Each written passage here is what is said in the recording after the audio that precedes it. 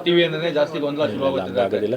ಈಗ ಸಂಪೂರ್ಣವಾಗಿ ನೀವು ನಿಲ್ಸಕ್ಕೂ ಆಗೋದಿಲ್ಲ, ಮುಕ್ತಾನೆ ಮಾಡಬೇಕು ಅಂತ ಸಂಪೂರ್ಣವಾಗಿ ಮುಕ್ತಾನು ಮಾಡೋಕ್ಕಾಗಲ್ಲ. ಯಾಕೆಂತಂದ್ರೆ ನಾವು ರೆವೆನ್ಯೂ ಕೂಡ ಬರುತ್ತೆ ಕಾರ್ಪೊರೇಷನ್ಗೆ ಒಂದು ಫಿಕ್ಸ್ಡ್ ಜಾಗದಲ್ಲಿ ಕೊಟ್ಟರೆ, ಮತ್ತು ಎಲ್ಲಿ ಹಾಕಿದ್ರೆ ಏನು ನಗರದ ಸೌಂದರ್ಯ ಹಾಳಾಗಲ್ಲ ಅದನ್ನು ನೋಡ್ಕೊಂಡು ಅಂಥ ಕಡೆ ಹಾಕುವಂಥ ಪ್ರಯತ್ನ ಮಾಡ್ತೀವಿ. ಸರ್, ಕಾರ್ಪೊರೇಷನ್ ಇಂದ ಮಾಡೋಂಥ ಬ್ಯೂಟಿಫಿಕೇಶನ್ ವರ್ಕ್ ಏನು ನಗರ ಸುಂದರೀಕರಣ ಕೆಲಸಗಳಿಗೆ ಅದಕ್ಕೆ ಅನುದಾನ ಫಿಕ್ಸ್ ಆಗಿದೆ ಸರ್?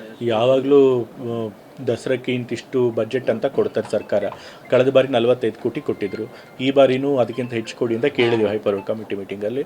ಸೊ ಈ ಬಾರಿ ಹೆಚ್ಚು ಕೊಟ್ಟರೆ ನಾವು ಅದನ್ನು ಅನುದಾನನ ಸದ್ಬಳಕೆ ಮಾಡಿಕೊಂಡು ಇನ್ನೂ ಹೆಚ್ಚು ಸುಂದರೀಕರಣ ಮಾಡುವಂಥ ಕೆಲಸ ಮಾಡ್ತೀವಿ. ಸರ್, ಕಲಾವಿದರಿಗೆ ಮಾಸಾಸನ ಕೊಡ್ತಿರಲ್ಲ, ಇದು ಗೌರವಧನ ಅದು ಭಾಳ ಕಡಿಮೆ ಅಂತೇಳಿ ಭಾಳಷ್ಟು ಸರಿ ಆರೋಪಗಳು ಮಾಡಿ ಪ್ರತಿ ದಸರಾದೂ ಮಾಡ್ತಾ ಇದ್ದಾರೆ.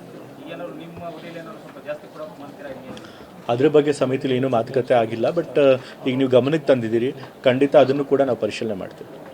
ಪಾಸ್ಗಳ ವಿಚಾರವಾಗಿ ಸಾಕಷ್ಟು ಗೊಂದಲ ಇರುತ್ತೆ, ನಿಲ್ಲಿಸಬೇಕು ಅಂತೇಳಿ ಎಲ್ಲರೂ ಸಲಹೆ ಕೊಟ್ಟಿರುವಂಥದ್ದು, ಅದೇನಾದ್ರು ಚರ್ಚೆ ಆಯಿತಾ ಅಥವಾ ಹೇಗೆ? ಪಾಸ್ಗಳ ಬಗ್ಗೆ ನಿಜವಾಗ್ಲೂ ಪ್ರತಿ ವರ್ಷ ಗೊಂದಲ ಆಗುತ್ತೆ.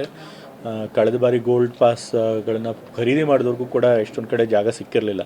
ಸೊ ಹಾಗಾಗಿ ಈ ಬಾರಿ ಕಟ್ಟುನಿಟ್ಟಾಗಿ ಗೋಲ್ಡ್ ಪಾಸ್ಗಳನ್ನು ಎಷ್ಟು ಸೀಟ್ಗಳು ನಾವು ನಿಗದಿ ಮಾಡಿರ್ತೀವೋ ಅಷ್ಟು ಮಾತ್ರ ಪ್ರಿಂಟ್ ಮಾಡಿ ಯಾರು ಖರೀದಿ ಮಾಡ್ತಾರೋ ಅವ್ರಿಗೆ ಮಾತ್ರ ಕೊಡಬೇಕು. ಬೇರೆಯವ್ರಿಗೆ, ಅದು ವಿ ಐ ಪಿಗಳಿರ್ಬೋದು ಅಥವಾ ಬೇರೆ ಇನ್ಯಾರಾದರೂ ಇರ್ಬೋದು, ಅವ್ರಿಗೆ ಯಾರಿಗೂ ಕೂಡ ಗೋಲ್ಡ್ ಪಾಸ್ ಕೊಡಬಾರ್ದು ಅಂತೇಳಿ ತೀರ್ಮಾನ ಮಾಡಿದ್ದು ಸೂಚನೆ ಮಾಡಬಹುದು. ಬರೀ ಗೋಲ್ಡ್ ಪಾಸ್ಗೆ ಮಾತ್ರ, ಯಾಕಂದ್ರೆ ಎಲ್ಲ ಕಡೆಗಳು ಈವನ್ ಕ್ರೀಡಾಂಗಣಗಳಲ್ಲೂ ಅದೇ ಆಗುವಂಥದ್ದು, ಸಿನಿಮಾಗೆ ಹೋದ್ರೂ ಅದೇ ಆಗುತ್ತೆ. ಈಗ ಗೋಲ್ಡ್ ಪಾಸ್ಗೆ ಸಪ್ರೇಟ್ ಒಂದು ಎನ್ಕ್ಲೋಜರ್ ಮಾಡಿರ್ತೀವಿ, ಸೀಟ್ ನಂಬರ್ ಮಾಡಬಹುದು. ಗೋಲ್ಡ್ ಪಾಸ್ಗೆ ಸಪ್ರೇಟ್ ಒಂದು ಎನ್ಕ್ಲೋಜರ್ ಮಾಡ್ತೀವಿ, ಅಲ್ಲಿ ಗೋಲ್ಡ್ ಪಾಸ್ ಖರೀದಿ ಮಾಡೋರು ಮಾತ್ರ ಅವಕಾಶ ಮಾಡಿಕೊಡ್ತೀವಿ. ಮತ್ತು ಗೋಲ್ಡ್ ಪಾಸ್ ಎಷ್ಟು ಸೀಟ್ ಇದೆಯೋ ಅಷ್ಟು ಮಾತ್ರ ನಾವು ಪ್ರಿಂಟ್ ಮಾಡ್ತೀವಿ. ಮತ್ತು ಜನರಿಗೆ ಬಿಟ್ಟರೆ, ಸಾಮಾನ್ಯ ಜನರು ಖರೀದಿ ಮಾಡೋರಿಗೆ ಬಿಟ್ಟರೆ ಬೇರೆ ಇನ್ಯಾರಿಗೂ ಗೋಲ್ಡ್ ಪಾಸ್ ಅಂತ ಕೊಡೋದಿಲ್ಲ. ಸರ್, ಈಗ ಈ ದಸರಾ ಬಂತು ಅಂದರೆ ಮೈಸೂರು ಜನ ಭಾಳಷ್ಟು ಬೇಜಾರು ಮಾಡ್ಕೊತಾರೆ. ಟ್ರಾಫಿಕ್ ಭಾಳ ವೈಲೆನ್ಸ್ ಆಗ್ತದೆ, ಸರಿಯಾಗಿ ವ್ಯವಸ್ಥೆ ಇಲ್ಲ ಅಂತ.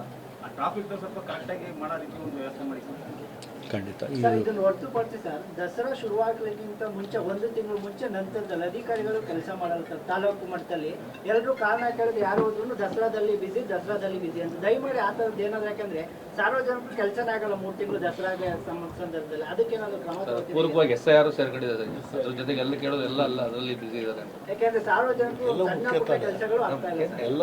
ದಸರಾ ಮೀಟಿಂಗು ಈಗ SIR ನಡೀತಾ ಇದೆ, ಅದೇ ಸಮಯಕ್ಕೆ ದಸರಾನು ಬಂದಿದೆ. ಬಟ್ ನಮಗೆ ಬೇರೆ ದಾರಿ ಇಲ್ಲ, ಎರಡನ್ನೂ ಕೂಡ ನಿಭಾಯಿಸಬೇಕಾದಂಥ ಪರಿಸ್ಥಿತಿ ಇದ್ದೇ ಇದೆ.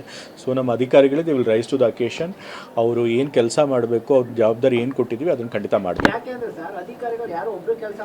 ರೊಟೀನ್ ಅಡ್ಮಿನಿಸ್ಟ್ರೇಷನ್ ವರ್ಕ್ ಏನಿರುತ್ತೆ ಅದಕ್ಕೆ ಯಾವತ್ತೂ ಕೂಡ ಬಾಧೆ ಆಗದವ್ರಿಗೆ ಕೆಲಸ ಮಾಡ್ತಾರೆ. ಆಗಸ್ಟ್ 26 ಗಜಪಡೆ ಪ್ರಾರಂಭ ಆಗುತ್ತೆ. ಆನೆಗಳ ಸೆಲೆಕ್ಷನ್ ವಿಚಾರದಲ್ಲಿ ಒಂದಷ್ಟು ಗೊಂದಲಗಳಿದೆ. ಆನೆಗಳ ಮತ್ತೆ ಏನು ಚರ್ಚೆ ಇಲ್ಲ, ಅದ್ರೊಳಗೇನು ಗೊಂದಲ ಇಲ್ಲ, ನನಗೆ ಗೊತ್ತಿರೋ ಹಾಗೆ ಗೊಂದಲ ಇಲ್ಲ ಅಂತ ಅದ್ರ ಬಗ್ಗೆ ಏನು ಚರ್ಚೆ ಆಗಿಲ್ಲ. ನನಗೆ ಗೊತ್ತಿರೋಂಗೆ ಎಲ್ಲ ಪ್ರತಿ ವರ್ಷ ಹೆಂಗೆ ನಡೆಯುತ್ತೆ ಅದೇ ರೀತಿ ಸೆಲೆಕ್ಷನ್ ಆಗಿ ನಡೆಯುತ್ತೆ. ದಸರಾ ಹೊರತುಪಡಿಸಿ ಫುಟ್ಪಾತ್ ಕಾರ್ಯಾಚರಣೆ